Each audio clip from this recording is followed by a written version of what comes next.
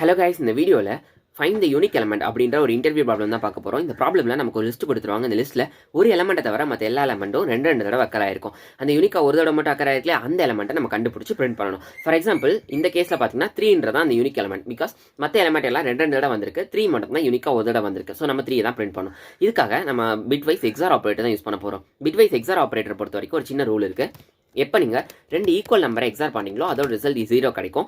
And 0 கூட வேறு ஏதோ ஒரு நம்பரை நீங்கள் எக்ஸார் பண்ணிங்கன்னா எக்ஸாக்டாக அதே நம்பர் தான் நமக்கு ரிசல்ட்டில் கிடைக்கும். ஸோ இந்த ரூல் யூஸ் பண்ணி தான் அந்த ப்ராப்ளமே நம்ம சால்வ் பண்ண போகிறோம். நான் என்ன பண்ண போகிறேன்னா, கொடுத்துருக்க லிஸ்ட்டில் இருக்கிற எல்லா எலமெண்ட்டுக்கும் நான் எக்ஸார் எடுக்க போகிறேன். இந்த மாதிரி எக்ஸார் எடுக்க போகிறேன். இந்த மாதிரி எக்ஸார் எடுக்கும்போது என்ன ஆகுனா, நம்ம என்ன பார்த்தோம், ஒரு எலமெண்ட்டை தவிர மற்ற எல்லா எலமெண்ட் ரெண்டு தடவை வந்திருக்கும்னு பார்த்தோம் இல்லையா. ஸோ அந்த ரெண்டு எலமெண்ட் எல்லாமே சேர்ந்து எக்ஸார் எடுக்கும்போது 0 ஆகிடும். ஏன்னா 2 ஈக்குவல் நம்பர் எக்ஸார் எடுக்கும்போது என்ன ஆகும், 0 ஆகிடும். அதனால இந்த 1 எக்ஸார் எடுக்கும்போது என்ன ஆகும், 0 ஆகிடும். இந்த 2 எக்ஸார் எடுக்கும்போது என்ன ஆகும், 0 ஆகிடும். அதே மாதிரி இந்த 4 இன்னொரு 4 எக்ஸார் எடுக்கும்போது 0 ஆகிடும். இந்த 5 இன்னொரு 5 எக்ஸார் எடுக்கும்போது 0 ஆகிடும். ஸோ இந்த மாதிரி பேரா ரெண்டு தடவை இருக்கும் இல்லையா, அந்த எலமெண்ட் எல்லாமே எக்ஸார்னால 0 ஆகிடும். அந்த எலமெண்ட் 0 ஆகிட்டு அதோட ரிசல்ட் 0 இருக்கும்.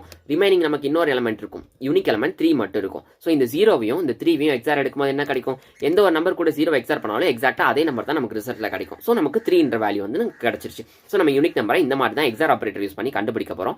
அண்ட் நம்ம ஒரு தடவை இந்த மாதிரி எல்லாத்துக்கும் நம்ம இந்த மாதிரி மேனுவலாக எழுத முடியாது. கொடுத்துருக்க லிஸ்ட்டில் இருக்க எல்லாத்தையும் மேனுவலாக எழுத முடியாது. அதனால இது நம்ம ஃபார் லூப் எழுதி சால்வ் பண்ண முடியும்.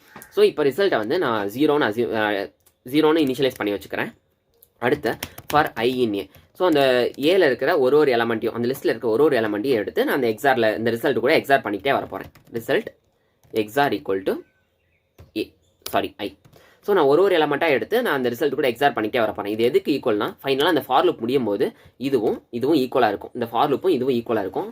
நம்ம இந்த மாதிரி மேனுவலாக எழுத முடியாதுன்றதுக்காக நம்ம ஒரு ஃபார் லூப் எழுதி இந்த இதை சால்வ் பண்ணியிருக்கோம். ஸோ இப்போ நான் அந்த ரிசல்ட்டை பிரிண்ட் பண்ணுறேன். Print result. ஸோ எனக்கு 3ன்ற இந்த ஒரு யூனிக் எலமெண்ட் கிடச்சிருச்சு. இப்போ அதே இது 3 வந்துட்டு 2 தடவை அக்கறை இருக்குது. நான் அந்த 6ன்ற ஒரு எலமெண்ட் மட்டும் யூனிக்காக இருக்குது. இது போட்டு செக் பண்ணுறேன்.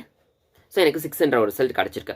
நம்ம என்ன பண்ணோம்னா, நம்ம எல்லாத்தையும் ஓவராலாக ஒரே ஸ்டெப்பில் அந்த மாதிரி நம்ம மேனுவலாக எக்ஸார் பண்ணாமல் ஒரு ஃபார் லூப் யூஸ் பண்ணி அதில் இருக்க ஒரு எலமெண்ட்டையும் எடுத்து நான் ரிசல்ட் கூட எக்ஸார் பண்ணிகிட்டே வந்துட்டேன். ஃபைனலாக எனக்கு அந்த ரிசல்ட் கிடச்சிருச்சு. அண்ட் இந்த வீடியோ உங்களுக்கு யூஸ்ஃபுல்லாக இருந்தால் லைக் பண்ணுங்கள், ஷேர் பண்ணுங்கள், சப்ஸ்கிரைப் பண்ணுங்கள். தேங்க்யூ.